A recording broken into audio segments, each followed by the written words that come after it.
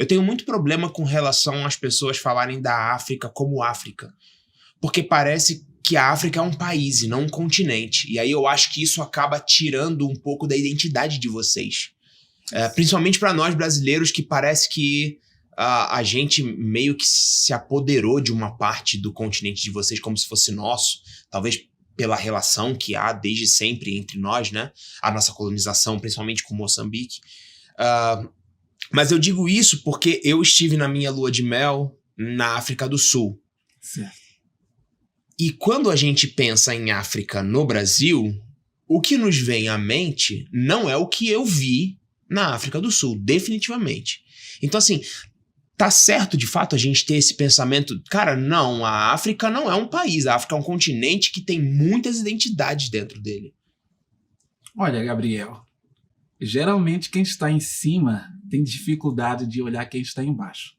Uhum. Se, por exemplo, você perguntar a um americano a respeito da América Latina, ele vai pensar que todo mundo fala espanhol. Uhum. E não é bem assim. Uau.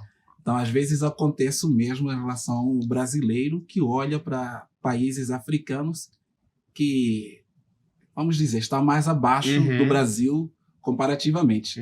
Ele é mais fácil conhecer os países da Europa, as capitais europeias, do que os países africanos e as suas capitais. Mas realmente acaba machucando um pouquinho quando olham a África como se fosse o único país e ignoram as particularidades identitárias de cada grupo que compõe a vasta África. Sim. Mas eu entendo que muitas vezes esse olhar como se fosse um país vem primeiramente por causa desse... Você está em cima, não vai olhar para quem está embaixo da melhor forma possível, mas também, às vezes, pelo desconhecimento. Que vem de, por exemplo, quando você diz que a África que você viu é diferente da África que aparece para muitas pessoas, é porque, geralmente, o que vende é ruim. As notícias que vendem são as notícias mais difíceis, do sofrimento, da dor, da luta. Então, acaba vendendo mais. Então, não há essa diversidade africana espelhada na mídia, então acaba que as pessoas acabam não conhecendo a África que a gente conhece. Você sabe que eu vivo isso em relação ao Rio de Janeiro, né? O Rio de Janeiro, por exemplo, fora do Rio de Janeiro, parece para todos que a gente vive num campo de batalha. É isso. Falou disso. Você saiu de casa, você botou um leite prova de de bala. ai, meu Deus do céu. E aí, quando as pessoas vão para o Rio, aí, nossa, mas caramba, é tranquilo, né? Sim, é tranquilo. E em relação à minha viagem para a África, foi para a África do Sul. Foi muito emocionante. Primeiro porque eu estava em lua de mel, né? Certo. E segundo porque eu sempre sonhei em conhecer aquele continente. E daquilo que nós conversávamos antes, dessa minha fase de desviado, de loucão e tal, eu ia para trabalhar no trabalho de interpretação de alguns missionários da igreja que eu fazia parte. Traduzir para o inglês, num trabalho missionário que eles tinham lá. E aí, nesse meio tempo, a vida deu um bololô, enfim, me perdi e tal, e aí mas aquilo continuou queimando no coração. Aquilo continuou queimando no meu coração. E quando eu cheguei na África do Sul, eu toquei nesse solo. Eu tô aqui, finalmente, sabe? Fora que eu tive uma experiência muito linda. Eu acho que eu já comentei contigo. Eu tive uma experiência muito forte, assim, indo pra lá. No avião, eu dormia e acordei, aí olhei no mapa, aí a gente estava passando em cima do deserto do Negev.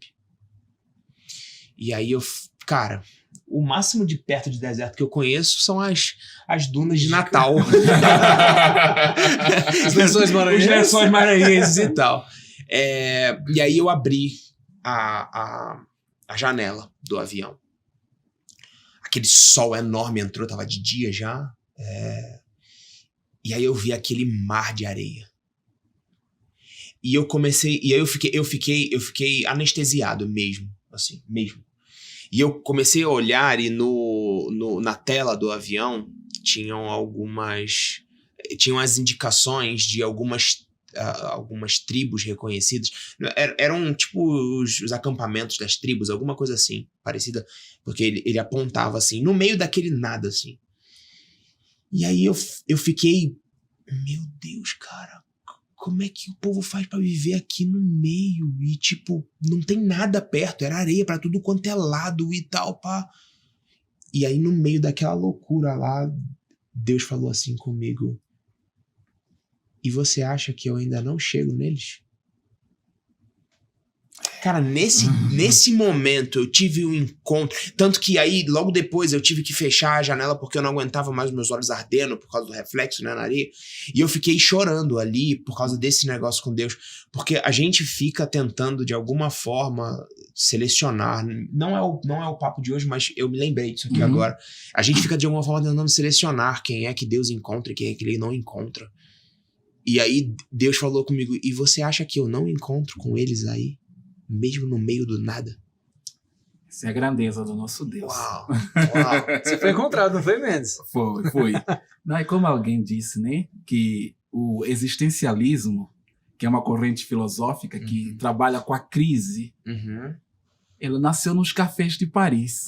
Porque geralmente, nos lugares mais áridos, mais difíceis, mais recônditos, as pessoas só podem esperar em Deus, esperar uma graça maior. Que massa. Então, muitas vezes, o existencialista, do alto da sua torre, com tudo de bom que o cerca, ele pensa que aquela pessoa que está no sofrimento está mais distante de Deus, quando muitas vezes o tanto das coisas boas que o cercam é que lhe afastaram de Deus e não o permitem enxergar, por exemplo, o seu estrelado ou a grandeza de Deus.